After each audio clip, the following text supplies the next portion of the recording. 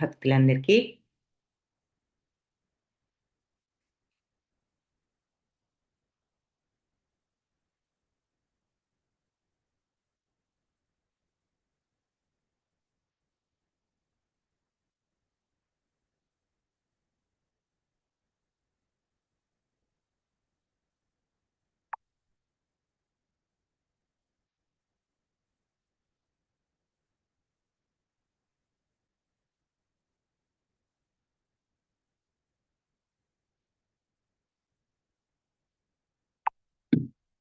ISKCON Bengaluru వారి 18 రోజుల గీతా క్లాస్లో మరి ఈరోజు 6వ రోజు ఆత్మ సంయమ యోగము. నిన్నటితో కర్మయోగం పూర్తి చేశాము. ఈరోజు ఆత్మ సంయమ యోగం ప్రారంభిద్దాము.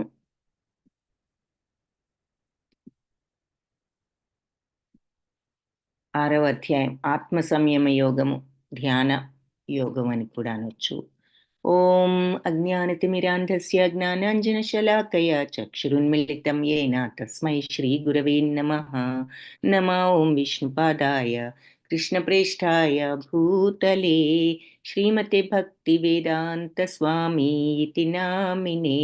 నమస్తే సారస్వతి దేవి గౌరవాణి ప్రచారిణే నిర్విశేష శూన్యవాది పాశ్చాత్య దేశతారిణే.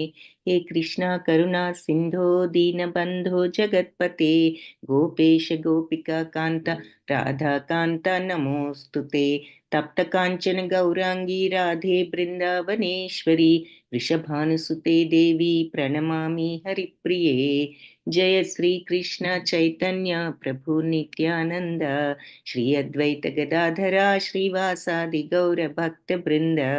हरे कृष्ण कृष्ण कृष्ण हरे हरे हरे राम राम राम हरे हरे. హరే కృష్ణ. సో ఆత్మ సంయమ యోగము మొట్టమొదట భగవానువాచతో ప్రారంభం. శ్రీ భగవానువాచ అనాశ్రిత కర్మఫలం కార్యం కర్మ కరోతి యః ససన్యాసీ చ యోగి చ నిరగ్ని నచాక్రియః. అనాశ్రిత కర్మఫలం అంటే కర్మఫలాలను ఆశించకుండా కార్యం కర్మ కరోతి యః, ఎవరైతే కర్మను కామ్యకర్మలు చేస్తూ ఉంటారో వాళ్ళ పనులు, ఎలా కర్మఫలాలను ఆశించకుండా ఎవరైతే వాళ్ళ డ్యూటీస్ని, వాళ్ళ బాధ్యతల్ని, వాళ్ళ పనులను వాళ్ళు నిర్వహిస్తూ ఉంటారో అతను సన్యాసి చ మరియు యోగి చ యోగి కూడా అంటున్నాడు. చ అంటే మరియు అని కూడా అని వస్తుంది అర్థం. సో అతను సన్యాసి మరియు యోగి కూడా. ఎవరైతే కర్మఫలాలను ఆశించకుండా తన పనులు బాధ్యతలు చేస్తాడో. ఇది మనం 3, 4, 5 చాప్టర్స్లో మరి చూసాం. కాబట్టి ఈ పాటికి కర్మయోగం అంటే ఏమిటో మనందరికీ అర్థం అవ్వాలి. అంటే కనీసం ఆ డెఫినేషన్, నిర్వచనం ఏమిటి అన్నదన్నా మనకు తెలియాలి. ఏమిటి అంటే కర్మఫలాల పట్ల ఆసక్తి లేకుండా మన బాధ్యతను మనం చేయడము. ఆసక్తి అంటే ఏదొచ్చినా సమత్వంతో ఉండగలగటం. అలాంటి వాడు నిజమైన సన్యాసి. నువ్వు వెళ్ళకపోయినా, అడవులకు వెళ్ళి తపస్సులు చేయకపోయినా, ఈ మెంటాలిటీ డెవలప్ చేసుకుంటే నువ్వు అన్ని పనులు చేస్తూనే సన్యాసిగా ఉండొచ్చు. సన్యాసివి సన్యాసి మెంటాలిటీతో ఉంటావు, ఆ వైరాగ్యంతో. అదే ఆ యోగి, అదే మెంటాలిటీ నిన్ను క్రమంగా కర్మయోగంలో పరిపూర్ణుని చేస్తుంది. కాబట్టి నువ్వు యోగివి కూడా అవుతావు ఎప్పుడైతే ఈ మార్గంలో ఉన్నావో, కర్మఫలాల మీద అపేక్ష లేకుండా నీ కర్తవ్యాన్ని నువ్వు ఆచరించినప్పుడు. అతను సన్యాసాశ్రమంలో ఉన్నవాడు, అతనే నిజమైన యోగి. అంతేగాని ననిరగ్ని నచ అక్రియ, అంతేగాని పనులు మానివేసినంత మాత్రాన, అగ్నిహోత్రాది పనులు ఇవన్నీ ఏ పనులు మానివేసినంత మాత్రాన సన్యాసి అవ్వడు. కానీ తన పనులు తను చేస్తూనే కర్మఫలాల మీద అపేక్ష లేకుండా ఉన్నవాడు సన్యాసి అనిపించుకుంటాడు, పనులు చేస్తున్నా కూడా అని చెప్పి ఫస్టే కర్మయోగం యొక్క డెఫినేషన్ని మళ్ళీ మనకి ఇక్కడ ఒక్కసారి గుర్తు చేస్తున్నారు. మనం గత 3, 4, 5 అధ్యాయాలు చదివిన విషయం యొక్క సారాంశాన్ని. సో ఇక్కడ మనస్సు అనేది మనిషికి ఎక్కడ ఉంటుంది, ఎంత ఇంపార్టెంట్ అనేది మనం ఈ చిత్రం చూసాం. 5 గుర్రాలు గనక 5 ఇంద్రియాలైతే ఈ కళ్ళెం ఏమిటి అంటే మనస్సు అని. మరి కళ్ళెం ఎప్పుడు కూడా గుర్రాలు ఎట్లాగిపోతే అటు వెళ్ళిపోతుంది. కానీ ఎవరు ఆపుతారు కళ్ళాన్ని? సారథి ఆపుతాడు కదా. కళ్ళెంతో గుర్రాలను కంట్రోల్ చేస్తాడు. సో బుద్ధి మనస్సుతో మన యొక్క ఇంద్రియాలను, సెన్సెస్ను కంట్రోల్ చేస్తుంది అన్నమాట. వెనకున్న ఆత్మ సాక్షిభూతం ఎందులోనూ కల్పించుకోదు అని చూసాం. సో ఇది మన జీవన ప్రయాణం లాగా ఒక బండితో పోల్చారనమాట. సో బుద్ధి ఈ మనస్సు గనక ఈ గుర్రాలు ఏదైనా వాటికి అది ఇది నచ్చినప్పుడు అటు వెళ్ళిపోతుంటే కళ్ళెం వెళ్తుంది. మరి అటు అది ఎటు తీసుకుపోతే అటు వెళ్తుంది. కానీ బుద్ధి ఆపి అటు కాదు మనం ఇటు వెళ్ళాలని వెనక్కి లాగి గుర్రాల్ని కళ్ళాన్ని ఎలా లాగుతుంది? కళ్ళెంతో లాగుతుంది. సో మనస్సును కంట్రోల్లో పెడుతుంది. బుద్ధి విచక్షణ చెప్పి ఇదేమిటి అవి తీసుకువెళ్ళిపోతుంటే నువ్వు అటు వెళ్ళటమేనా, మనం అటు కాదు ఇటు వెళ్ళాలి అని. అలాగే అవి చెప్తున్నాయని నువ్వు అది కొనుక్కుంటాను ఇది కొనుక్కుంటాను అంటున్నావు, మన దగ్గర ఆ డబ్బు ఉందా ఇప్పుడు, మనకు అది అక్కర్లేదు, మనం కొనుక్కోవాల్సింది మనం కొనుక్కుని వెళ్దాం పద అని చెప్తుంది. అప్పుడు మనస్సు గనక ఆ రకంగా కంట్రోల్ అయ్యి ఇంద్రియాలను కూడా మీరు చూపిస్తే చూపించారు నాకు ఇది అక్కర్లేదులే అని మనసులో నుంచి దాన్ని తుడి చేయగలగటం. సో మైండ్ని బుద్ధి విచక్షణతో ఆ రకంగా కంట్రోల్ చేస్తే మైండ్ అప్పుడు ఇంద్రియాలను తద్వారా కంట్రోల్ చేస్తుంది అన్నమాట. అది ఇక్కడ చెప్తున్నారు. మనసు మరి ఆ కంట్రోల్ అనేది ఉన్నప్పుడు మనకి మైండ్ మనకి శత్రువా మిత్రుడా అనే విషయం ఇక్కడ కొన్ని చెప్తారు భగవంతుడు. ఎప్పుడు శత్రువు అవుతుంది, ఎప్పుడు మిత్రుడు అవుతుంది. మరి మైండ్ ఇంపార్టెంట్ కదా, మైండే కదా ఫైనల్గా ఇంద్రియాలని కంట్రోల్ చేయాల్సింది. ఇంద్రియాలు మైండ్ని కంట్రోల్ చేసే బదులు మైండే ఇంద్రియాలని కంట్రోల్ చేయాలి. సో దానికి బుద్ధి మనకు హెల్ప్ చేస్తుంది. బుద్ధి హెల్ప్ చేసి విచక్షణ చూపించినప్పుడు మనం బుద్ధి మాట విని ఇంద్రియాలను కంట్రోల్ చేసుకోగలగాలి. సో మనసు మరి ఈ మనసు అనేది మనకి శత్రువా మిత్రుడా? శత్రువు అయితే ఇలా మనకి ప్రాబ్లమ్స్ క్రియేట్ చేస్తుంది, మిత్రుడైతే మనం చెప్పినట్లు వింటుంది. సో ఎప్పుడు శత్రువు ఎప్పుడు మిత్రుడు అంటే బంధురాత్మాత్మనస్తస్య ఏనాత్మైవాత్మనా జితః అనాత్మనస్తు శత్రుత్వే వర్తేతాత్మైవ శత్రువత్. మనస్సును జయించిన వాడికి మనస్సే మిత్రులలో ఉత్తముడు. సో కానీ ఎవరైతే అలా జయించలేరో, మనస్సును జయించలేని వాడికి అతని మనసు ఒక పరమశత్రువులాగా పనిచేస్తుంది. మనస్సును గనక మరి మనం కంట్రోల్ చేస్తే మనం అటు మనం వెళ్ళకూడని మార్గంలోకి వెళ్ళి రైట్ అయిన మార్గంలోకి వెళ్ళొచ్చు. అలా కాకుండా ఇంద్రియాలు వచ్చి మనస్సును విపరీత ప్రలోభాలతో మనసు బుద్ధి చెప్పినా కూడా వినకుండా ఇంద్రియాలు లాక్కుపోయిన వైపు గనక వెళ్ళామంటే అది మనకి శత్రువులాగా తయారవుతుంది. సో ఇక్కడ పులిని చూపిస్తున్నారు. పులి మరి దానికి కోపం వచ్చినప్పుడు ఎదురు తిరగగలదు, కానీ దాన్ని మచ్చిక చేసుకుంటే అది అలా మనం చెప్పినట్లు వింటుంది. పులి కూడా అలాగే మనం చెప్పినట్లు విని ఉంటుంది అని ఇక్కడ ఒక ఎగ్జాంపుల్ లాగా చూపిస్తున్నారనమాట. కాబట్టి మైండ్ని కంట్రోల్ చేసుకోవడం చాలా ముఖ్యం. అది బుద్ధి చెప్పినప్పుడు బుద్ధి మాట విని ఆ విచక్షణతో మనస్సును మన ఏదైనా కోరికలు కలిగినప్పుడు ఇది మనకి తగని కోరిక అని చెప్పి మనస్సును కంట్రోల్ చేసుకోగలగటం చాలా ముఖ్యం. సో ఇలా మనస్సు గనక మనం చెప్పినట్లు విని మనకి ఫ్రెండ్ అయితే మనం సరైన మార్గంలో ఉంటాం, మంచి చాయిసెస్ ఆరోగ్యకరమైన ఎంపికలు చేసుకుంటాం, ఇంద్రియ భోగాన్ని నుంచి వైరాగ్యం పొందుతాం. మరి అంతే కదా, కోరికలు పెరిగిపోతూ ఉంటాయి, వాటి నుంచి వైరాగ్యం పొందుతాం.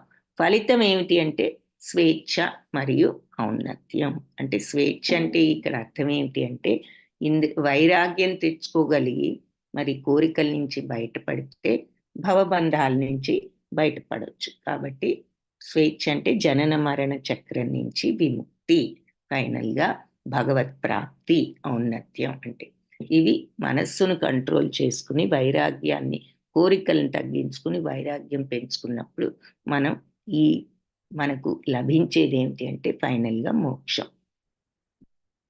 అయితే మనస్సు చెప్పినట్లు మనం వింటే అది మనల్ని కంట్రోల్ చేస్తే మరి కామము, కోపము, దురాశ, పాపపు చర్యలు అనుసరిస్తుంది. అంతే కదా. అది చెప్పినట్లు మనం అది కొనుక్కో అంటే కొనలేకపోయినా ఎలాగోలా కొనుక్కోవాలని చూస్తాం. లంచం తీసుకుని డబ్బులు తెచ్చుకుని కొనుక్కోవాలని చూస్తాం. అన్నీ తప్పు పనుల్లోకి దించేస్తుంది మన కామం, కోపం. మరి కోపం వస్తుంది కొనుక్కోలేమని, దురాశ ఎలా అయినా సరే దాన్ని తప్పు పని చేసి అయినా డబ్బు సంపాదించి కోరిక తీర్చుకోవాలని ఇలాంటి పాపపు చర్యలు అనుసరిస్తుంది. మరి చిరాకు, ఆందోళన కలిగిస్తుంది. మరి అంతే కదా, ఇంక వెంటనే కోపం, చిరాకు, ఎలా ఈ కోరిక తీర్చుకోవాలని ఆందోళన. ఇంద్రియ భోగంపై మమకారాలు. ఫలితం ఏమిటి అంటే పతనము, బంధనాలు. ఇవన్నీ వస్తే ఏమవుతుంది మరి ఇక మనకి ఆ జన్మ మృత్యు జరా వ్యాధుల నుంచి బయటపడే మార్గం లేదు. ఎందుకంటే కర్మబంధాలు అంటించుకుంటాం. తద్వారా మళ్ళీ మళ్ళీ ఈ భూ ప్రపంచంలోనే ఇంకా ఈ మానవ జన్మ వచ్చింది అదే వస్తుందని గ్యారంటీ కూడా లేదు. మనం చేసే పనులను బట్టి ఇంకా తక్కువ జన్మ కూడా రావచ్చు. కాబట్టి మనసు మనకి శత్రువు అయితే ఇలా మళ్ళీ పతనాలు, బంధాలు సాధ్యపడతాయి, పాసిబుల్ అవుతాయి. కాబట్టి మనసు ఎలాంటిదంటే ఒక అగ్ని లాంటిది అంటున్నారు. అగ్ని మరి కంట్రోల్ చేసి సరిగ్గా ఉపయోగిస్తే రాకెట్లే ఎగరవేయొచ్చు అంతరిక్షంలోకి. అదే మనం చెడు మార్గంలో గనక అగ్నిని వాడాము అంటే కంట్రోల్ లేకుండా పోయి అది మొత్తాన్ని కూడా దగ్ధం చేసి వేయగలదు. కాబట్టి మనసు కూడా అలాంటిదే. మనం సరిగ్గా వినియోగిస్తే ఎంతో ఉన్నతికి తోడ్పడుతుంది. అలా వినియోగించలేనప్పుడు మనల్నే క్రిందికి లాగివేస్తుంది అని చెప్పి మనస్సు మిత్రుడైనా శత్రువు అయినా అవుతుంది. మనం చెప్పినట్లు బుద్ధి చెప్పినట్లు వింటే మనకి మిత్రుడు, విననప్పుడు మనకి శత్రువు అంటున్నారు. కాబట్టి మైండ్ని కంట్రోల్ చేసుకోవడం చాలా ఇంపార్టెంట్ అని ఇక్కడ మనకి అర్థమవుతుంది. ఆ మైండ్ కంట్రోల్తోనే మనం ఏ మార్గంలోకి వెళ్తున్నాము, తద్వారా మనకి మోక్ష మార్గమా కాదా అనేది ఆధారపడి ఉంటుంది. కాబట్టి మైండ్ కంట్రోల్ అన్నిటికంటే ముఖ్యం. ఆ కంట్రోల్డ్ మైండ్ ఇంద్రియాల్ని కూడా కంట్రోల్ చేస్తుంది. సో ఇకపోతే యోగి, యుక్త ఇత్యుచ్యతే యోగి అని ఇక్కడ ఒక పదం వాడారు ఈ శ్లోకంలో. అంటే భగవంతుడితో సంబంధంలో ఉన్నటువంటి కాంటాక్ట్ పెట్టుకోగలిగినటువంటి ఆ యోగి అని అర్థం. సో ఈ శ్లోకం ఏంటో చూద్దాం. జ్ఞాన విజ్ఞాన తృప్తాత్మ కూటస్థో విజితేంద్రియ యుక్త ఇత్యుచ్యతే యోగి సమలోష్టాశ్మ కాంచన. సో జ్ఞాన విజ్ఞానాలతో తృప్తి చెంది మరి కూటస్థో విజితేంద్రియ. విజితేంద్రియుడు అంటే ఇంద్రియాలను జయించినవాడు.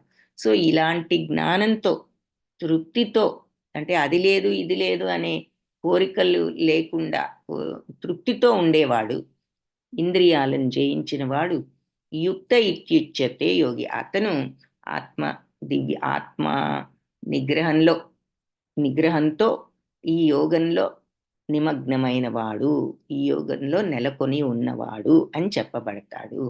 ఇత్యుచ్యతే యోగి అని అంటారు ఇతన్ని. ఎవరైతే ఇంద్రియాలను కంట్రోల్ చేసుకోగలుగుతారో, ఎలా కంట్రోల్ చేసుకోవచ్చు అని ఇంతకుముందు చూసాం.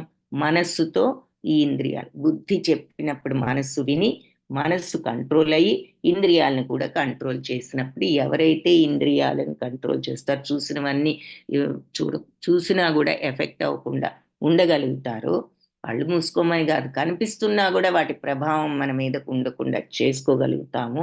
అప్పుడు ఇంద్రియాలని కంట్రోల్ చేసుకున్న వాళ్ళం ఉంటాం. సో వాళ్ళు యోగంలో ఉన్న వాళ్ళు అని చెప్పబడతారు. సో ఇంద్రియ కంట్రోల్, నిగ్రహం ఉంది అంటే నువ్వు యోగివే. ఇంద్రియ కంట్రోలు మరి మనో నిగ్రహణ ఉన్నది అంటే, ఇంద్రియ నిగ్రహణ, మనో నిగ్రహణ అంటే ఇంద్రియాలను జయించిన వాడు, మనస్సును జయించిన వాడే యోగి అంటున్నారు. వాడు అలాంటి వాళ్ళు సమలోష్టాశ్మ కాంచన అంటే ఇక్కడ లో అష్ట అశ్మ కాంచన అంటే మట్టి, రాయి, బంగారం అన్నిటినీ కూడా సమభావంతో చూస్తారు.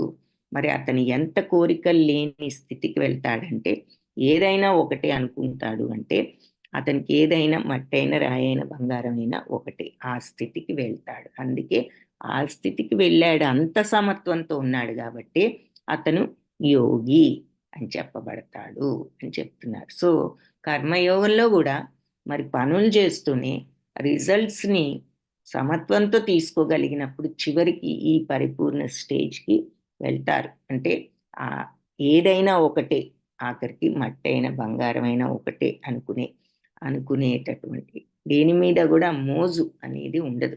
స్టేజ్కి వెళ్తారు. సో ఇక్కడ అతన్ని యోగి, అతను ఆత్మానుభూతిలో నెలకొన్న యోగి. యుక్త ఇత్యుచ్యతే యోగి. ఆ రకంగా వాళ్ళు ఆ యోగాలోకి వెళ్ళి భగవంతుడితో కాంటాక్ట్, అంటే ఆ సమత్వ స్థితి వచ్చినప్పుడు ఆటోమేటిక్గా అది భగవంతుడి స్థితి కాబట్టి, ఆయన సమత్వమే ఎప్పుడు భగవంతుడి యొక్క తత్వం కాబట్టి, ఆయనకి దేని మీద పక్షపాతం లేదు కాబట్టి, ఆయనకి అన్నీ ఒకటే కాబట్టి, త్రిగుణాలకు అతీతుడు కాబట్టి, కోరికలు లేనివాడు కాబట్టి, భగవంతుడికి ఆ లక్షణం. అందుకే ఆయనకి దివ్య ప్రేమ, ఆయనకు ఆ ప్యూరిటీ, స్వచ్ఛత తప్ప భగవంతుడి మెంటాలిటీలో ఏదీ లేదు. ఆ సచ్చిత్తానంద దివ్యతత్వం. ఇలా ఉన్నప్పుడు మనకు కూడా ఆ దివ్యతత్వం వస్తుంది కాబట్టి, ఆ రకంగా భగవంతుడితో మనం కాంటాక్ట్లోకి వెళ్ళగలుగుతాం ప్రాక్టికల్గా. ఆయన తత్వాన్ని అనుభూతి చెంది. సో అది ఇక్కడ యోగం అంటే అది చెప్తున్నారు. భగవంతుడితో కనెక్షన్ ఎలా వస్తుంది అంటే, ఎవరైతే కర్మఫలాలను ఆశించకుండా తన బాధ్యతలను తను చేస్తూ ఉంటాడో ఈ స్థితికి వస్తాడు. యుక్త ఇత్యుచ్యతే యోగి. ఆ యోగా స్థితిలోకి వస్తాడు. అతడే నిజమైన సన్యాసి, యోగి అని చెప్పారు కదా. సో అది యోగా అంటే కనెక్షన్ విత్ గాడ్ అని చెప్పుకున్నాం మరి కదా. అందుకే ప్రతి అధ్యాయానికి యోగా అని పేరుంటుంది అని చెప్పుకున్నాం. ఈరోజు అధ్యాయానికి ఏం పేరుంది మరి? ఇవాళ అధ్యాయం ఏం యోగం అంటున్నాం? ఆత్మ సంయమ యోగము. అంటే ఏ రకంగా మనము భగవంతుణ్ణి చేరుకోవచ్చు అని ప్రతి అధ్యాయంలో కూడా మనకి ఉంటుంది మార్గాలు. అందుకే ప్రతి అధ్యాయానికి యోగం అనే పేరు పెట్టారు. సో ఈ అధ్యాయంలో కూడా ఫస్ట్ 2 శ్లోకాస్లో కర్మయోగం ద్వారా ఎలా భగవంతుని పొందొచ్చు అనేది చెప్పారు. ఏది? మనం ప్రతిఫలాపేక్ష లేకుండా ఉన్నప్పుడు అలా మన బాధ్యతలు నిర్వహిస్తే వాళ్ళు నిజమైన సన్యాసులు, యోగులు. ఇలా ఆ జ్ఞానంతో తృప్తి చెందుతూ ఇంద్రియాలను, మనస్సును జయించిన వాడు యోగి. వాడికి మట్టైన బంగారం అయినా ఒకటే అని చెప్పి ఇక్కడ చెప్తున్నారు. సో ఈ మనోనిగ్రహం, ఇంద్రియ నిగ్రహం యోగానికి కారణాలు. అవి రెండు లేకపోతే, ఆ కంట్రోల్ చేసుకోలేకపోతే మరి మనం ఆ యోగాలో స్థితిలో అవ్వలేం. అందుకే కర్మయోగం సమత్వం సమత్వం అంటోంది అంటే ఏమిటి? ఏదైనా ఒకటే అంటే ఆ మనసులో ఆ రాగాన్ని, ద్వేషాన్ని కంట్రోల్ చేసుకో అని చెప్పడం. సో ఇప్పుడిక అష్టాంగ యోగం అంటే ఏమిటో చూద్దాం. సరే, యోగా అంటే కనెక్షన్ విత్ గాడ్. అది కర్మయోగం ద్వారా, జ్ఞానయోగం ద్వారా, అష్టాంగ యోగం ద్వారా, భక్తి యోగం ద్వారా పెట్టుకోవచ్చు అని చూసాం. కర్మయోగంతో ఎలా పెట్టుకోవాలో చూసాం. ఇప్పుడు మళ్ళీ భగవంతుడు మనకు అందుకే బ్రీఫ్గా గుర్తు చేశారు. ఏమిటి కర్మయోగం అంటే? కర్మఫల అపేక్ష, ఫలితాల మీద అపేక్ష లేకుండా ఎవరైతే వాళ్ళ బాధ్యతలను వాళ్ళు చేస్తారో వాళ్ళు నిజమైన సన్యాసులు, యోగులు. అదే కర్మయోగము. వాళ్ళనే ఈ యోగాలో నియుక్తులైన వాళ్ళని ఈ జ్ఞానంతో వాళ్ళు పనులు చేసుకున్నప్పుడు యుక్త ఇత్యుచ్యతే యోగి, వాడిని యోగి అని పిలుస్తారు అని చెప్పారు. అది కర్మయోగం. సో ఇప్పుడు అలా కర్మయోగం ద్వారా భగవంతుడితో కనెక్షన్ పెట్టుకున్నాం. అంటే ఆ సచ్చిత్తానంద స్థితి ఎలా ఉందో మనం అనుభూతిలోకి తెచ్చుకున్నాం. ఎలా ఉంటుందంట ఆ స్థితి వచ్చినప్పుడు? మట్టైన, రాయైన, బంగారం అయినా ఒకటే అనిపిస్తుంది. అంతగా నువ్వు సమత్వాన్ని ప్రాక్టీస్ చేసావు అనమాట. ఏది జరిగినా నువ్వు రాగానికి, ద్వేషానికి గురవ్వకుండా, ఇదేమిటి ఇలా ఒకలాగా ఇది కావాలని చేస్తే ఇది వచ్చిందే అని అనుకోవడము, ఇటువంటివన్నీ లేకుండా ఏదొచ్చినా నిగ్రహించుకుని నువ్వు నీ రాగ ద్వేష ఫీలింగ్స్ని నువ్వు వైట్ అయిపోగలిగితే, సమత్వంతో ఉండగలిగితే క్రమేణా నువ్వు ఆ యోగి స్థితికి రాగలుగుతావు కర్మయోగం ద్వారా. సో ఇప్పుడు అష్టాంగ యోగ మార్గం ద్వారా ఎలా ఆ స్థితికి రావచ్చు? సో ఏ మార్గమైనా, మార్గాలు వేరు, గమ్యం ఒక్కటే. కర్మ మార్గం వేరు, జ్ఞాన మార్గం వేరవచ్చు, అష్టాంగ యోగ మార్గం వేరవచ్చు, భక్తి యోగం వేరవచ్చు. కానీ అన్నీ తీసుకువెళ్ళేది ఒకటే గమ్యానికి. ఏది? ఆ భగవంతుని పొందే సచ్చిత్తానంద తత్వం. ఆత్మానుభవం అనండి, మరి పరతత్వం అనండి, ఆత్మతత్వం అనండి, భగవంతుని పొందడం అనండి, మోక్షం అనండి, అన్నీ కూడా ఒకటే. ఆ స్టేజ్కి వెళ్ళినప్పుడు ఆ అర్హత వస్తుందన్నమాట. సో ఇవన్నీ ఆ మార్గంలోకి తీసుకువెళ్తాయి. కర్మయోగం ద్వారా ఆ మార్గంలోకి ఎలా వెళ్ళొచ్చో చూసాం. ప్రతిఫలం మీద ఆసక్తి లేకుండా మన బాధ్యతలను మనం చేయడం.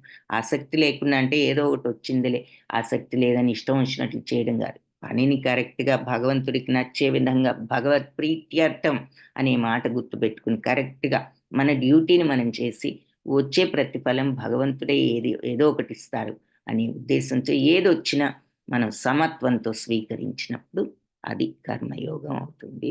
సరే, అష్టాంగ యోగం అంటే ఏమిటి?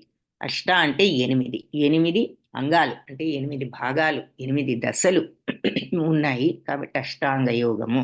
మొట్టమొదటి దశ యమ. యమ అంటే మనం చేయవలసిన పనులు. ఏ రకంగా ఏమి చేయాలి? రెండోది నియమ అంటే చెయ్యకూడని పనులు. మూడవది ఆసనం. ఏ రకంగా కూర్చోవాలి? అంటే మొదటిదేమో చేయవలసినది, 2 చేయకూడదంటే మన యొక్క హ్మ్, ఇంద్రియాలని వాటిని అరికట్టుకోవటంలాగా అంటే మనం శారీరక ప్రవర్తనలో ఒక డిసిప్లిన్ అనమాట. నెక్స్ట్ ఆసనం అంటే శారీరకంగా బాడీని ఇష్టం వచ్చినట్లు కాకుండా ఒక పద్ధతిలో కూర్చోవాలి. సో శరీరాన్ని కూడా అలా బాడీని కూడా కంట్రోల్డ్‌గా ఉంచుకోవడం. ప్రాణాయామం అంటే శ్వాసను కూడా కంట్రోల్‌లో ఉంచుకోవాలి. సో బాడీనే కాదు, శ్వాస కూడా కంట్రోల్ చేసుకోవడం. ఒక పద్ధతిలో ఊపిరి పీల్చాలి. ప్రత్యాహారం అంటే ఏమిటంటే ఇంద్రియాలను కంట్రోల్‌లో ఉంచుకోవడం. ఆహారం అనగానే ఫుడ్ అనుకుంటాం మనం. కాదు. ఇది జాగ్రత్తగా వినండి. మీకు పోల్‌లో కూడా ఒక క్వెషన్ వస్తుంది. అందరూ ఎప్పుడు దీనికి తప్ప ఆన్సర్ రాస్తూ ఉంటారు. ప్రత్యాహార, ఆహార అనగానే భోజనం, ఆహారం అనుకుంటాం. ఒక రకంగా కరెక్టే. నోటికి భోజనం ఆహారమే. కానీ ఇక్కడ ఇంద్రియాలను నియంత్రించడం అంటే ఇంద్రియాల్లో నాలుకొకటి, దానికి భోజనం, ఆహారం నిజమే. కానీ కంటికి ఆహారం ఏది? చెవికి ఆహారం ఏది? ముక్కుకు ఆహారం ఏది? భోజనం కాదు, ఆహారం కాదు. కంటికి ఆహారం కనిపించేదంతా. చెవికి ఆహారం ఏమిటి? వినిపించేదంతా. ముక్కుకు ఆహారం ఏమిటి? ఎవరైనా చెప్పగలిగితే చాట్ బాక్స్‌లో టైప్ చేయండి. సో, ఇది ప్రత్యాహారం అంటే ఇంద్రియాలను మనం కంట్రోల్ చేసుకోగలగడం.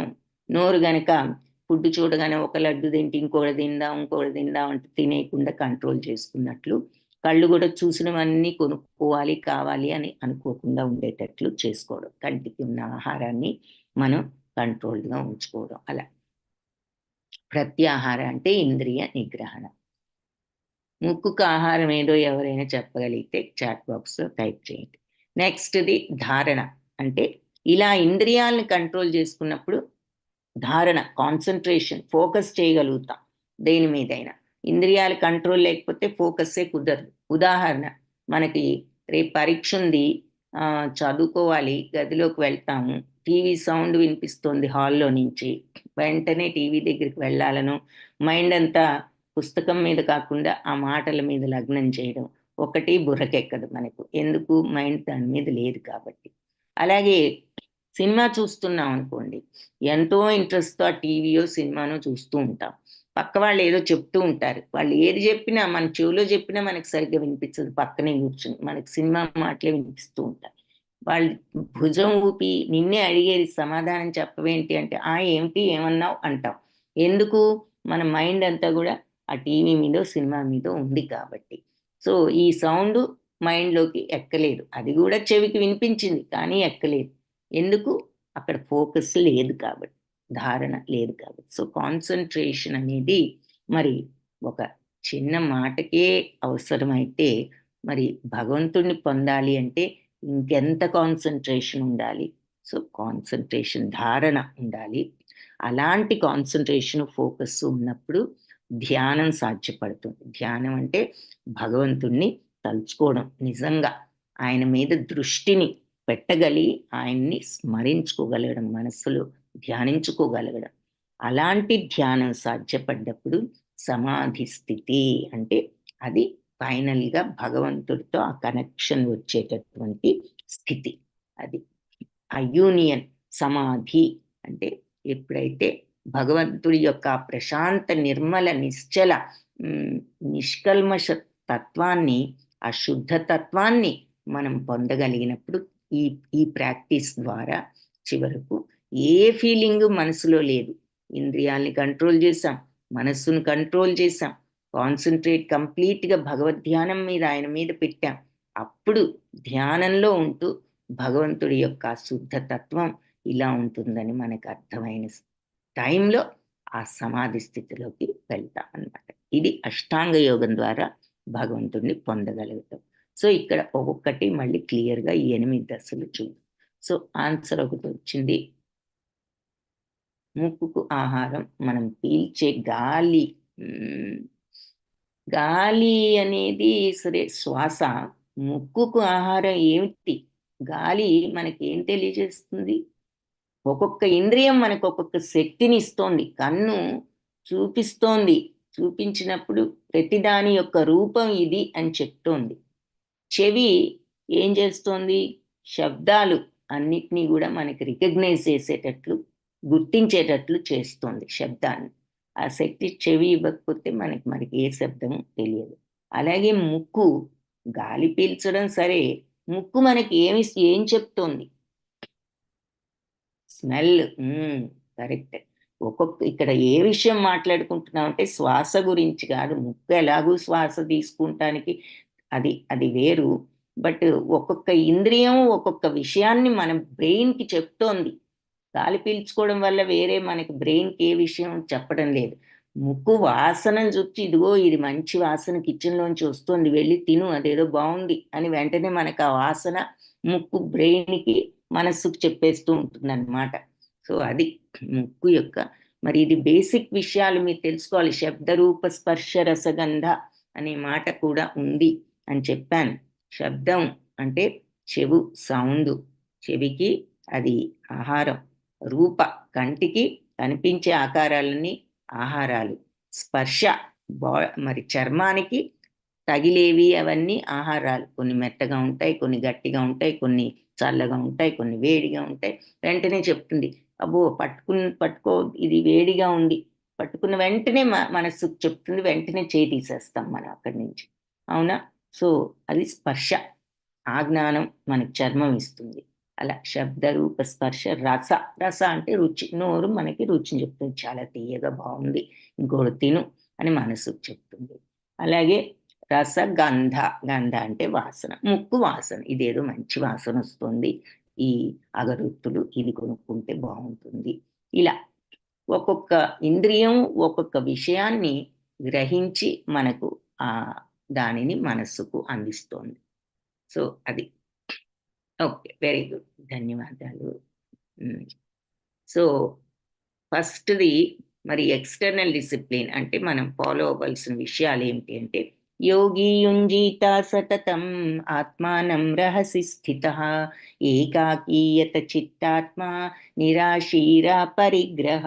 సో ఈ యోగి సతతము ఎల్లప్పుడూ కూడా ఆత్మానం రహసి స్థిత అంటే మనస్సును భగవంతుల్లో మీద స్థితం చేసి ఏకాకి ఒక్కడే ఏకాంత ప్రదేశంలో యత చిత్తాత్మ మనస్సుని ఈ రకంగా నిగ్రహిస్తూ నిరాశీర అంటే ఆ కోరికలను అరికట్టుకుని ఏమి నిరాశీర అపరిగ్రహ అంటే ఏమి పరిగ్రహ తీసుకోకుండా ఉండాలి అని చెప్తున్నారు. యోగి ఎల్లప్పుడూ కూడా తన దేహాన్ని మనస్సుని భగవంతుడి సంబంధంలోనే వినియోగించాలి. అతడు ఏకాంత ప్రదేశంలో ఒంటరిగా జీవిస్తూ మనస్సును నిగ్రహించాలి. కోరికల నుంచి ఆశలు కోరికల్ని వదులుకుని ఏమీ పరిగ్రహించకుండా ఉండాలి. అంటే ఏమి పరిగ్రహించకుండా అంటే ఏది విపరీతంగా తినకుండా, విపరీతంగా కోరుకోకుండా, అది చూద్దాం ఇది చూద్దాం, ఇది విందాం ఇది విందాం అంటూ ఈ భౌతిక సంబంధమైన ఈ ప్రలోభాల్ని వదులుకోవాలి. ఫుడ్ అంటే ఏదో అవసరమైనంత వరకు తినాలి, కానీ అది తినాలి ఇది తినాలని ఏదో. అందుకే వాళ్ళు ఆ రోజుల్లో మరి ఇలా ఇది ఏకాంత ప్రదేశంలో శుచౌదేశే అని కూడా అంటారు నెక్స్ట్ శ్లోకంలో. అది మనం ఇక్కడ చూడకపోవచ్చు. అంటే పవిత్ర భూమిలో ఏకాంతంగా. అందుకే ఇదివరకు గంగా నది తీరాలని ఒక నైమిషారణ్ ఇలా ఒక పవిత్రమైన ప్లేసెస్లో వాళ్ళు వెళ్ళి ఏకాంతంగా ఉండేవారు. సో వాళ్ళు తినడం ఏముంది, ఏ కందమూలాలో ఫలాలో ఏదో ఒకటి ఏదో కొంత బ్రతకడం కోసం తినడం, కానీ తినడం కోసం బ్రతకడం లాగా కాదు అని అర్థం. కాబట్టి అలా ఏదో అవసరమైనంత వరకు తీసుకుంటూ భగవంతుని మీద మనస్సును పెట్టడం క్రమంగా అది వాళ్ళు చెయ్యాలి. వాళ్ళు కోరికలు అవన్నీ పక్కన పెట్టి. అది ఫస్ట్ చేయవలసిన పనులు.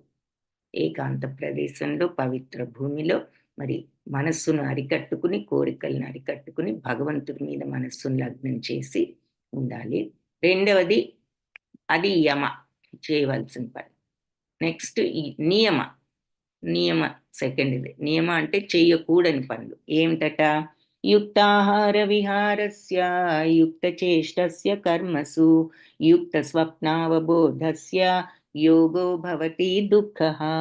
సో, యుక్త ఆహారాన్ని, విహారాల్ని, నిద్రని వీటన్నిటిని కూడా కంట్రోల్ చేసుకోవాలి. డిసిప్లిన్ చేసుకోవాలి. అంటే విపరీతంగా తినటం గానీ, విపరీతంగా నిద్రపోవడం గానీ, మరి అటు ఇటు వెళ్ళిపోవడం, విహారాలు చేయటం గానీ, ఇలాంటి పనులను ఎవరైతే క్రమశిక్షణతో కంట్రోల్‌గా ఉంచుకోగలుగుతారో, వాళ్ళు యుక్తా స్వప్నావబోధస్య యోగో భవతి దుఃఖః. వాళ్ళు యోగ సాధన ద్వారా ఈ భౌతిక దుఃఖాలు పోగొట్టే యోగ సిద్ధి వాళ్ళకు కలుగుతుంది.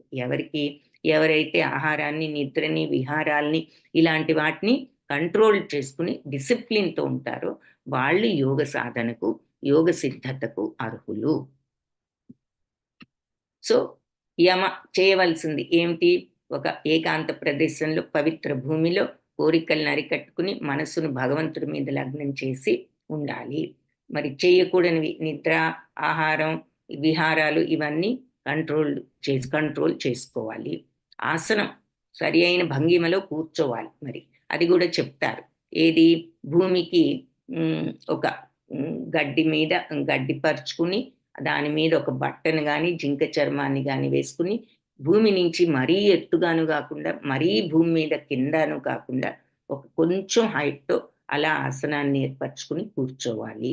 ఆ కూర్చోవడం గూడా మరి ఒక పద్ధతిలో పద్మాసనమో, వజ్రాసనమో ఏదో అలాంటి బాడీని కంట్రోల్డ్‌గా ఉంచుకునేటట్లు, ఇష్టం వచ్చినట్లు జారగిలిబడి కూర్చోకుండా ఒక ఆసనంలో కూర్చోవాలి. అలా శరీరాన్ని నియంత్రించడం. మరి అలాగే ప్రాణాయామం, శ్వాస కూడా ప్రాణాయామం అంటే చాలా మందికి తెలిసే ఉంటుంది. అనులోమ్, వినులోమ్ అంటారు. ఒక పక్క నుంచి గాలి పీల్చి రెండో వైపు నుంచి వదిలి, మళ్ళీ ఒక నిమిషం మళ్ళీ ఆ వదిలిన వైపు నుంచి లోపలికి పీల్చి అవతల వైపు నుంచి వదలటం. అంటే ఒక పద్ధతిలో గాలి శ్వాసను కూడా తీసుకోవచ్చు. సో, బాడీ కంట్రోల్ ఏమో ఆసనంతో ఈ చేయకూడని పనులు ఇవన్నీ చేస్తూ బాడీని కంట్రోల్‌లో ఉంచుకుంటున్నాం. మరి శ్వాస బ్రెత్‌ని ఊపిరి పీల్చడం కూడా కంట్రోల్డ్‌గా చేస్తున్నాం. ప్రత్యాహారం అంటే ఏం చెప్పుకున్నాం? ఆహారం ఉందని వెంటనే ఆహారం తినకుండా ఉంటాం అనుకోవద్దు. అన్ని ఇంద్రియాలకు దేనికది ఆహారమే నేను చెప్పాను. ఈ ప్రశ్న అందరూ రాంగ్ రాస్తారు ఎప్పుడు పోల్‌లో. ఆహారం అనగానే అది ఫుడ్‌తోనే కనెక్షన్ ఉందనుకుంటా. ఇక్కడ ఆహారం అంటే ప్రతి ఇంద్రియానికి దాని శక్తి ఆహారమే. కంటికి కనిపించేది ఆహారం, ముక్కుకు వాసనల ఆహారం, నోటికి తినేదెలా ఆహారమో ఇవన్నీ, చెవులకు శబ్దం ఆహారం, చర్మానికి స్పర్శ చూపించే వస్తువులన్నీ ఆహారం. సో, ఈ ఈ ఇంద్రియాల యొక్క ఈ ఆహారాలను కంట్రోల్‌లో ఉంచుకోవడం. అంటే చూసిందల్లా కావాలనుకోవడం, విన్నదల్లా మాటలు వినపడగానే అటు వెళ్ళిపోయి వినాలనుకోవడం, మరి ముక్కు వాసనలు రాగానే అదేంటో వెళ్లి చూసి తిందాం అనుకోవడం. ఈ ఆహారాలు, ఈ ఇంద్రియ యొక్క ప్రలోభాల్ని కంట్రోల్ చేసుకోవటమే ప్రత్యాహారం అంటే అర్థం. ధారణ. ఇలా ఇంద్రియాల్ని కంట్రోల్ చేసుకుంటేనే నువ్వు ఫోకస్ చేయగలుగుతావు. ధారణ, కాన్సంట్రేషన్. అంతేగాని అవతల నుంచి మాటలు వినపడుతున్నాయి ఏమిటో వెళ్లి చూద్దాం అనుకుంటే ఇంకా ఏం ధ్యానం చేస్తాడు అరణ్యంలో కూర్చున్నా. అందుకని ఆ ఫోకస్ అనేది ఉండాలి. అలాంటి ఫోకస్ అంటే మైండ్‌ని కంట్రోల్ చేసుకోవడం అన్నమాట. సో, ఎన్ని కంట్రోల్ చేసామో చూడండి. ముందు అలవాట్లు, క్రమశిక్షణ, యమ, నియమ. తర్వాత బాడీ, శరీరాన్ని ఒక ఆసనం కరెక్ట్‌గా కూర్చోవాలి. శరీరాన్ని ఆ రకంగా కూడా కంట్రోల్ చేశాం. తర్వాత ఊపిరిని కంట్రోల్ చేశాం. ఇష్టం వచ్చినట్టు పీల్చకుండా ఒక పద్ధతిలో పీల్చాలి. తర్వాత మన ఇంద్రియాల్ని కంట్రోల్ చేశాం. చూసినవన్నీ కావాలి, విన్నవన్నీ కాదని మైండ్‌ని వాటి నుంచి మరల్చి భగవంతుడి మీద లగ్నం చేయాలి అంటే ఇంద్రియాలను కంట్రోల్ చేశాం. తద్వారా మనస్సును కంట్రోల్ చేశాం. మరి ఇంద్రియాల్ని మరల్చినప్పుడు మైండ్ కూడా కరెక్ట్ అయిన ఫోకస్‌లో ఉంటుంది. అటు వెళ్ళిపోకుండా. ఇంద్రియాలు మనల్ని అటు లాక్కుపోకుండా ఉన్నప్పుడు మనం ఇంద్రియాల్ని కంట్రోల్ చేసుకుంటే మైండ్ అప్పుడు ఫోకస్ అవుతుంది. ఆ ఫోకస్‌తో భగవంతుడిని మనం ధ్యానం చేయొచ్చు. అప్పుడు ఆ సమాధి స్థితికి వెళ్తాము. ఇవి ఆ 8 దశలన్నమాట. సో, అలాంటి సమాధిలో పరిపూర్ణత వచ్చినప్పుడు ఎలా ఉంటుంది ఆ సమాధి స్థితి అనేది చూద్దాం. ఇక్కడ చూసాం కదా సమాధి. సో, ఇలా ఫైనల్‌గా సమాధి స్థితి ఎలా ఉంటుంది? సమాధిలో పరిపూర్ణత. ప్రశాంతమనసం హ్యేనం యోగినం సుఖముత్తమం ఉపైతి శాంతరజసం బ్రహ్మభూతం అకల్మషం. ప్రశాంతమైన మనస్సుతో హీనం అంటే కామక్రోధం ఇలాంటి ఉద్రేకాలకు అతీతుడై ఈ యోగి పరమ సుఖంలో ఉత్తమమైన పరమ సుఖాన్ని అనుభవిస్తాడు. ఉపైతి శాంతరజసం అంటే ఆ ప్రశాంత మనస్తత్వాన్ని పొందుతాడు. బ్రహ్మభూతం అకల్మషం. సో ఈ బ్రహ్మస్వరూపుడు కల్మషం లేని స్థితికి వస్తాడు.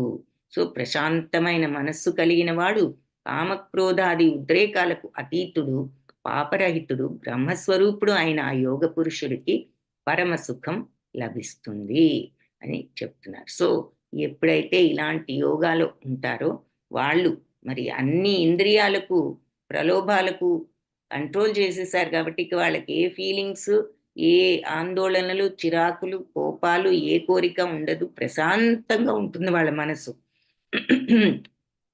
మనకసలు దీని రుచి కొంతవరకు తెలియాలి అంటే, ఎప్పుడైతే మనం ఒక చిన్న కోరికని కంట్రోల్ చేసుకోగలుగుతాం, వెంటనే కొంచెం మనశ్శాంతి కలుగుతుంది. ఒకవేళ అప్పటి వరకు అదే ఏమైనా అబ్బా కొనుక్కోలేదు, ఇది బాగా కొనుక్కోవాలని ఉందన్నప్పుడల్లా మనసులో కొంచెం చిరాకు వస్తూ ఉంటుంది. కొనుక్కోవాలి, కొనుక్కోవాలి ఎలా అని ఏదైనా కోరిక ఉన్నప్పుడు దాని మీద ఎప్పుడూ ఆలోచన అది ఎలా తీర్చుకోవాలి, ఎలా తీర్చుకోవాలి అనేటటువంటి ఒక లాంటి ఆహ్, పెద్ద ఇది కాకపోయినా ఆందోళన, మనస్సుకు శాంతి అనేది ఉండదు. ప్రశాంతత ఉండదు. ఎప్పుడైతే ఇది మనకు కుదరదు, వదిలేద్దాం అని మనం చిన్న కోరికైనా వదిలేసుకోగానే ఓకే. మనసుకు ఒక రకమైనటువంటి ఇక అది తీసేసామంటే మనసు నుంచి ఒకలాంటి మనకి ఆ తృప్తి వస్తుంది. ఓకే. హమ్మయ్య!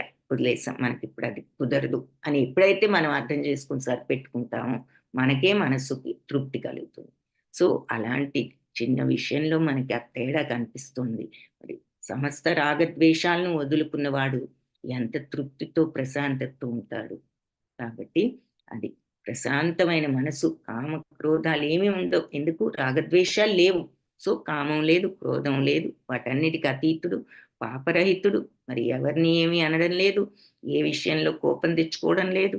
బ్రహ్మస్వరూపుడు అయిన యోగ పురుషుడికి మరి పరమ సుఖం లభిస్తుంది. ఇక్కడ కొన్ని ఈ అష్టాంగ యోగం ద్వారా ఆ స్థితికి వెళ్ళిన వాళ్ళని చూపిస్తున్నారు. సో ఇదంతా విన్న తర్వాత అర్జునుడు అంటున్నాడు ఏమని? అర్జున ఉవాచ యోయం యోగస్త్వయా ప్రోక్త సామ్యేన మధుసూదన ఏతస్యాహం న పశ్యామి చంచలత్వాత్ స్థితిం స్థిరాం. సో మధుసూదన, ఈ మనస్సు నిలకల్లేనిది కాబట్టి నువ్వు చెప్పినటువంటి సామ్యేన సాధ్యమేనా అనిపిస్తోంది మధుసూదన. ఎందుకు? ఏతస్యాహం న పశ్యామి. ఇది ఎలా సాధ్యం అన్నది నేను అర్థం చేసుకోలేకుండా ఉన్నాను. పశ్యామి అంటే చూడటం. చూడలేకుండా ఉన్నానంటే ఇక్కడ అర్థం చేసుకోలే. ఇది ఎలా సాధ్యమో నాకు కనపడటం లేదు. అంటే నాకు అర్థం కావడం లేదు. చంచలత్వం స్థితిం స్థిర. చంచలమైన స్థితిలో ఉండేటటువంటిది, ఎప్పుడూను స్థిరమై ఉండేటటువంటిది ఈ మనస్సు.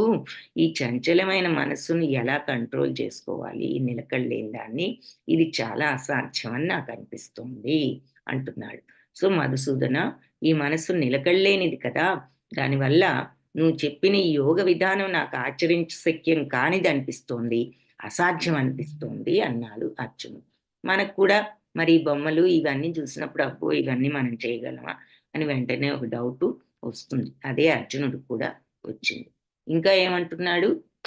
చంచలం హి మనః కృష్ణ ప్రమాధి బలవదృఢం తస్యాహం నిగ్రహం మన్యే వాయోరివాసు దుష్కరం. చంచలం కదా, చంచలమే కదా మనస్సు కృష్ణ. ప్రమాది అంటే చాలా అల్లకల్లోలం, అంటే మన సముద్రంలో అలలు బాగా గాలి తుఫాన్ అప్పుడు వస్తూ ఉంటాయి చూడండి. అలా మనస్సులో ఎన్ని ఆలోచనలు ఒక్క సెకండ్లో ఎన్ని ఆలోచనలు వస్తూ ఉంటాయి మన బ్రెయిన్లో. సో మనం మెదలకుండా ఏదో కూర్చున్నాం అనుకోండి, ఒక 2 నిమిషాలు ధ్యానమనో ఏదో, మనకి ఎన్నో ఆలోచనలు వచ్చేస్తాయి. టైం చూస్తే అక్కడ ఓన్లీ 2 మినిట్స్ అవుతుంది. కానీ ఎన్ని ఆలోచనలు వస్తాయో మనమే టెస్ట్ చేసుకోవచ్చు. అంత అల్లకల్లోలం మనసు. బలమైనది, దృఢం, దృఢమైనది, మహా మూర్ఖ పట్టుదల. ఏదైనా కావాలి అనే కోరిక పుట్టిందంటే ఇంక అది ఎంతో దృఢంగా కూడా మనల్ని తొలిచివేస్తూ ఉంటుంది. సో ఈ మనస్సు చంచలం, అల్లకల్లోలం, బలమైనది, దృఢమైనది. తస్యాహం, కాబట్టి దీనిని నాకు నిగ్రహం మన్యే, దీనిని కంట్రోల్ చేయటం ఏమనిపిస్తోంది అంటే వాయోరివ సుదుష్కరం. వాయువునన్నా కంట్రోల్ చేయొచ్చు కానీ మనస్సును కంట్రోల్ చేయటం చాలా కష్టం అనిపిస్తోంది. గాలిని కట్టేయడం కంటే కష్టమని నాకు అనిపిస్తోంది అంటున్నాడు. సో కృష్ణ, ఈ మనస్సు ఎంతో చంచలం, అల్లకల్లోలం, బలమైంది, మూర్ఖ పట్టుదల గలది.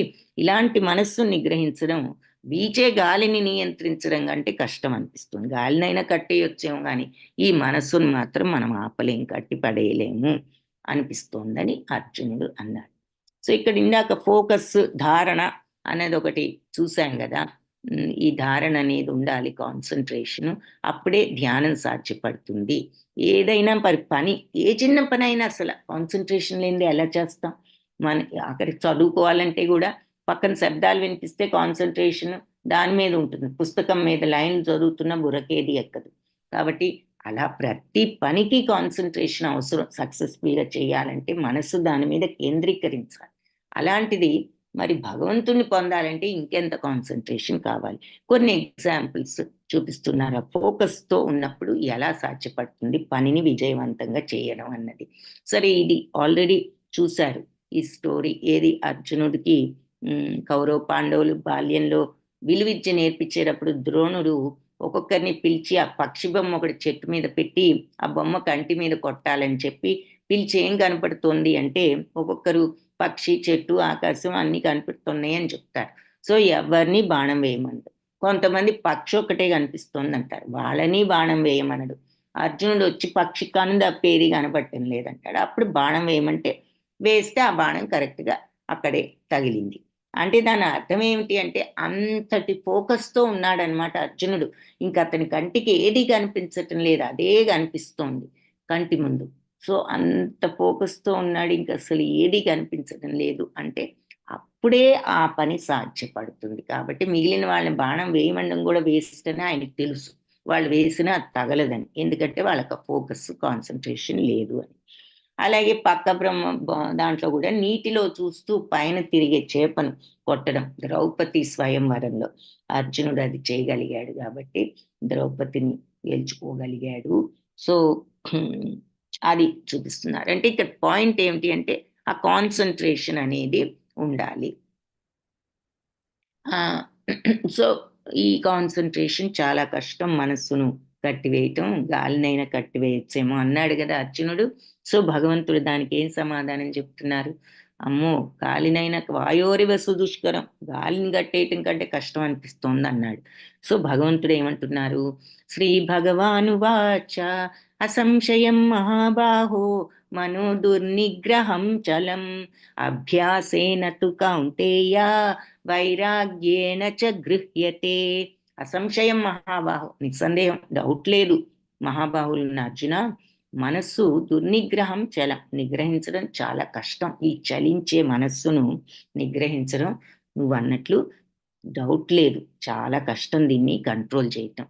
అయితూ కానీ అభ్యాసేన తు కౌంతేయ, కానీ అభ్యాసం చేయాలి కౌంతేయ, ప్రాక్టీస్ చేయాలి, సాధన చేయాలి.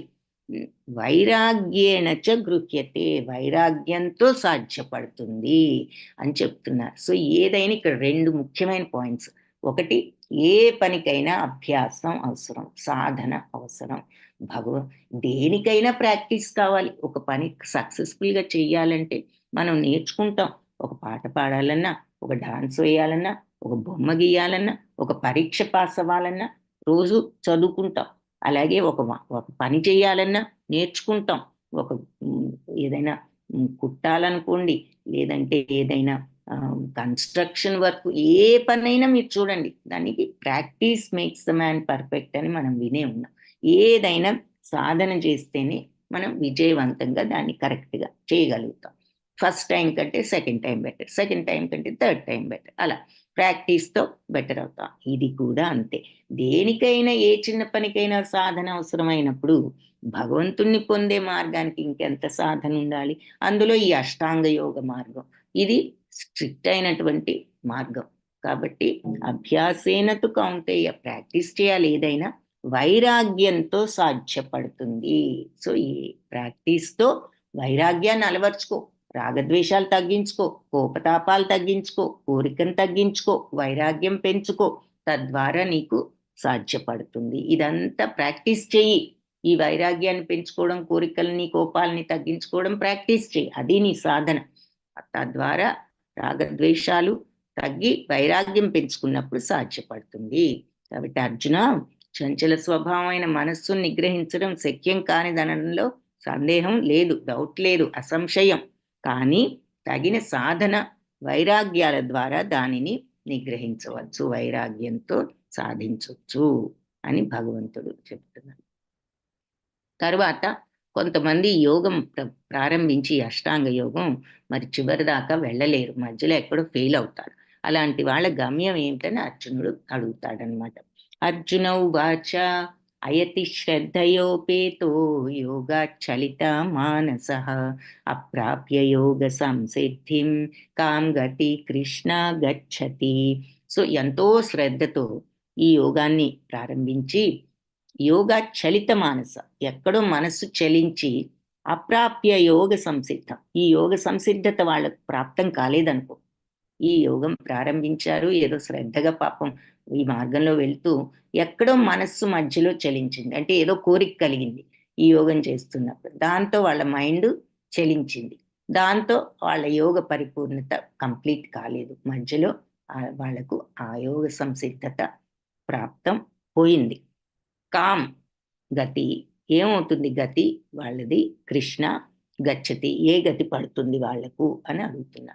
ఈ మార్గంలో శ్రద్ధతో ప్రయాణం ప్రారంభించి కూడా చంచలమైన మనస్సు కారణంతో మధ్యలో ఎక్కడో మనస్సు చలించి వాళ్ళు మధ్యలో ఎక్కడైనా ఈ యోగంలో భంగం కలిగించినట్లయితే వాళ్లకు ఆ చంచలమైన మనస్సు ఈ యోగంలో యొక్క అంతిమ విజయాన్ని వాళ్ళు సాధించలేరు కదా ఈ జన్మలో. అలాంటి వాళ్ళ గతి ఏమిటి అంటే, ఈ జన్మలో యోగ సాఫల్యత సాధించలేకపోయిన వాళ్ళు పుణ్యలోకాలకు వెళ్తారు. అక్కడ చాలా కాలం ఉన్న తర్వాత వాళ్ళు మళ్ళీ భూలోకంలో ధర్మపరాయణుల ఇంట్లో కానీ సంపన్న కుటుంబుల ఇంట్లో కానీ పుడతారు, జన్మిస్తారు. అలా అది అలా కాకుండా ఎంతో కాలం యోగాభ్యాసం చేశారనుకో, చివర్లో వాళ్ళు ఎంతో వైరాగ్యం వృద్ధి అయిన తర్వాత మనస్సు ఏదన్నా చెలిస్తే వాళ్ళు దివ్యజ్ఞాన సంపన్నుల కుటుంబంలో పుట్టి తర్వాత మళ్ళీ వాళ్ళ యొక్క యోగ పుణ్యం కారణంతో వాళ్ళు మళ్ళీ వాళ్ళ యొక్క యోగ జ్ఞానాన్ని కంటిన్యూ చేస్తారు, చేసి ఆ జన్మలో సాఫల్యత పొందొచ్చు. కాబట్టి ఈ మార్గంలో వెళ్ళిన వాళ్ళ యొక్క వాళ్ళు ఆ జన్మలోనే పరిపూర్ణత సాధించలేకపోయినా ఏ కారణం చేతైనా వాళ్ళ యొక్క పుణ్యం ఎక్కడికి పోదు అని చెప్తున్నారు. సో వాళ్ళు పుణ్యలోకాలకు వెళ్తారు, అక్కడ చాలా కాలం ఉండి మళ్ళీ ధర్మపరాయణ ఇంట్లో సంపన్నుల ఇంట్లో పుడతారు. అలా కాకుండా ఆల్మోస్ట్ చివరి దాకా వచ్చి చివర్లో గనక వాళ్ళు ఏ కారణం చేతైనా సాఫల్యత పొందలేకపోతే అప్పుడు దివ్యజ్ఞాన సంపన్నుల కుటుంబంలో ఉండి నెక్స్ట్ జన్మలో వాళ్ళు పరిపూర్ణత పొందొచ్చు ఆ కంటిన్యూయేషన్తో అని చెప్తారు. సో ఇక్కడ ఈ లాస్ట్ 2 శ్లోకాస్లో ఉత్తమమైన యోగి ఎవరు అన్నది చెప్తారు. ఇక్కడ మనం మరి నారద మహాముని చూపిస్తున్నారు. సో ఉత్తమ యోగి ఎవరని భగవంతుడు లాస్ట్లో ఇక్కడ ఏం చెప్పారంటే, తపస్విభ్యోధికో యోగి జ్ఞానిభ్యోపి మతోధిక కర్మిభ్యశ్చాధికో యోగి తస్మాత్ యోగి భవ అర్జున. సో తపస్సుల కంటే అభ్యోధికో యోగి, జ్ఞానిభ్యోపి జ్ఞానుల కంటే, అలాగే మతోధిక కర్మయోగుల కంటే కూడా, తపస్సు చేసే వాళ్ళకంటే జ్ఞానం ఉన్న వాళ్ళకంటే ఈ కర్మయోగం ద్వారా యోగం చేసిన వాడి కంటే ధ్యాన యోగి గొప్పవాడు, కర్మభ్యాశ్చదికు ఇతను గొప్పవాడు ధ్యాన యోగి. కాబట్టి తస్మాత్ యోగి భవ అర్జున, కాబట్టి నువ్వు ధ్యాన యోగాన్ని సాధించు అన్నాడు.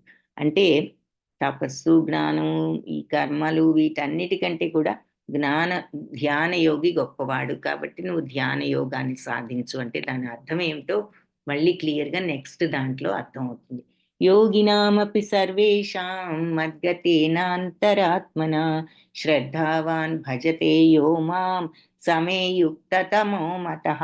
ఎవరైతే యోగినాం అపి సర్వేషాం, ఎప్పుడు అన్ని టైమ్స్‌లో కూడా ఎవరైతే మద్గతే, నాకు మనస్సును అర్పించి మన ఆత్మను మనస్సును నాకు అర్పించి శ్రద్ధతో భజతే యోమాం, ఎవరైతే నన్ను ఆరాధిస్తారో భజిస్తారో అంటే ఇక్కడ ఆరాధిస్తారో అతనే నాకు యుక్త తమోమత, అతనే యోగంలో యుక్తుడని నా అభిప్రాయము. కాబట్టి యోగులందరిలోకి కూడా ఎవరి మనసు ఎల్లప్పుడూ నా మీదే నిమగ్నమై ఉంటుందో, ఎవరు నా యందు దృఢ విశ్వాసంతో భక్తితో ఉంటారో వారిని అత్యున్నతమైన వారిగా పరిగణిస్తాను, ఇది నా అభిప్రాయం అని చెప్పి చివరికి చెప్తున్నారు. అంటే ఏమిటి? ఎప్పుడు మనస్సును భగవంతుడి మీద భక్తితో ఉంచడం అంటే నెక్స్ట్ 7th చాప్టర్ రేపు మొదలవుతుంది, భక్తి యోగం మొదలవుతుంది. సో అన్నిట్లోకి భక్తి యోగం ఉత్తమం అన్నది మనకి ఇక్కడ ఒక హింట్ భగవంతుడు చెప్తున్నారు. కర్మయోగం చూసాము, మరి ఇప్పుడు అష్టాంగ యోగం ఈ చాప్టర్లో చూసాం. సో ఇదంతా చెప్పి చివరికి కర్మయోగం కన్నా తపస్సుల కన్నా వీటన్నిటికంటే కూడా ధ్యాన యోగి ఉత్తముడు అని. ధ్యానం అంటే ఏంటంటే ఎల్లప్పుడూ ఎవరి మనసు అయితే నా మీద నిమగ్నమై ఉంటుందో వాళ్ళు భక్తితో నా పట్ల ఉంటారో ఎప్పుడు వారు అత్యున్నతులని నా అభిప్రాయం. సో భక్తి యోగానికి నాంది పలుకుతున్నారు. రేపటి నుంచి భక్తి యోగం చూపిస్తాం కాబట్టి భగవంతుడు భక్తితో ఉండేవాళ్ళు కాబట్టి నువ్వు ఆ భక్తిని ఆ ధ్యానంలో ఉండటం నేర్చుకో అని చెప్తారు. సో ఈ అష్టాంగ యోగంలో మొదట్లో కర్మయోగం గురించి చెప్పారు. మనం ఇప్పుడు దాకా చదివాం కాబట్టి కర్మఫలాలను ఆశ్రయించకుండా మళ్ళీ ఇక్కడ ఒక్కసారి మనకి సమరైజ్ చేశారు కర్మయోగాన్ని. ఎవరైతే ఉంటారో వాళ్ళు నిజమైన సన్యాసులు, యోగులు. చివర్లో ఏం చెప్పారు? మరి భక్తి యోగం గురించి మనకి నాంది పలికారు. రేపటి నుంచి భక్తి యోగం చూస్తాం కాబట్టి యోగులందరిలోకి ఎవరి మనస్సు నా మీద భక్తితో లగ్నమై ఉంటుందో వాళ్ళు అత్యున్నతులు అని. సో ఈ భక్తి యోగం అన్ని యోగాలు కూడా చివరికి భగవంతుని దగ్గరికే చేరుస్తాయి. ఇందాక చూసాం, గమ్యాలు వేరు కానీ మార్గాలు వేరు కానీ గమ్యం ఒక్కటే. ఏమిటి గమ్యం? భగవంతుడు. అయితే కర్మయోగం ద్వారా, జ్ఞానయోగం ద్వారా, అష్టాంగ యోగం ద్వారా, భక్తి యోగం ద్వారా భగవంతుడిని చేరుకోవచ్చు. కానీ భక్తి యోగం అన్నింటికంటే కూడా ఈ నిచ్చెనలో భగవంతుడిని చేరుకునే నిచ్చెనలో పైన ఉందన్నమాట. సో భక్తి యోగం అన్ని యోగాలు కూడా చివరికి ఫస్ట్ లాస్ట్కి భక్తిలోకే దిగుతాయి. అందుకని ఆ స్థితి అంటున్నాం కదా, సమాధి స్థితి, అది ఏమిటి? ఆ భక్తిలో ఉన్న తాదాత్మ్యత, ఆ సచ్చితానంద స్టేజ్కే వస్తాం అందరూ. కాబట్టి ఆ భక్తి యోగంలోకి అన్నీ వస్తాయి. కాబట్టి భక్తి యోగం అన్నిటికంటే పైన ఉంది కాబట్టి లిఫ్ట్ లాంటిది అంటున్నారు. ఈ మెట్లన్నీ ఎక్కి వెళ్ళవలసిన అవసరం లేదు. భక్తి యోగం తీసుకుంటే లిఫ్ట్ లాగా మనం స్ట్రైట్గా వెంటనే పైకి వెళ్ళొచ్చు. మరి ఒక్కొక్క యుగంలో ఒక్కొక్క పద్ధతిని ఇచ్చారనమాట భగవంతుని చేరటానికి. మరి సత్యయుగం 4 యుగాలు ఉన్నాయి కదా, సత్యయుగం, త్రేతాయుగం, ద్వాపరయుగం, కలియుగం. సో సత్యయుగంలో మెడిటేషన్ అంటే తపస్సులు, ఇప్పుడు మనం చూసిన అష్టాంగ యోగం అనుకోవచ్చు అది. త్రేతాయుగంలో సాక్రిఫైసెస్ అంటే యజ్ఞాలు చేసేవాళ్ళు. ద్వాపర యుగంలో భారీగా అర్చనలు. అయితే ఈ కలియుగంలో ఏంటి మనకి? భగవన్నామ స్మరణ. ఈ కలియుగంలో మనుష్యులకు ఓపిక లేదని తెలిసి మనకి చాలా ఈజీ మార్గం ఇచ్చారు భగవంతుని చేరుకోవడానికి, భగవన్నామ స్మరణ. సో మంత్రం జపిస్తే మనకి భగవన్నామ మంత్రం. మంత్రం అంటే ఏమిటి? మంత్రం అంటే మనస్సును త్రయింపజేసేది. త్రయింపజేయటం అంటే విడుదల చేసేది. ఎందులోంచి విడుదల చేస్తుంది? రాగద్వేషాల నుంచి, ఈ భౌతిక ప్రపంచపు ప్రలోభాల నుంచి బయటపడేసి భగవంతుడి వైపు తిప్పేదే మంత్రము. అందుకని మనస్సును విడుదల చేసేది ఈ భౌతిక ప్రలోభాల నుంచి. సో అందుకని ఈ మంత్రాన్ని మనం జపిస్తే మనకు ఈ భగవత్ ప్రాప్తి పొందొచ్చు, భగవన్నామ మంత్రాన్ని. హరే కృష్ణ కృష్ణ కృష్ణ హరే హరే, హరే రామ రామ రామ హరే హరే. Chant and be happy. కృష్ణం వందే జగద్గురుం. ఈ గీతా పాఠంలో మనం నేర్చుకున్నది ఏమిటి అంటే 4 ధర్మ నియమాలను పాటిస్తూ భగవంతుని సదా స్మరించడమే అత్యుత్తమమైన యోగం. సరే, అష్టాంగ యోగం చూసాము. అయితే చివర్లో మరి భక్తి యోగంలోకి వెళ్ళబోతున్నాం రేపటి నుంచి. అన్నింటికంటే గూడా సులభ మార్గం, ఉత్తమ మార్గం భక్తి యోగం అని చెప్తున్నారు. వాంఛాకల్పతరుభ్యశ్చ కృపా సింధుభ్య ఏవ చ పతితానాం పావనేభ్యో వైష్ణవేభ్యో నమో నమః. హరే కృష్ణ.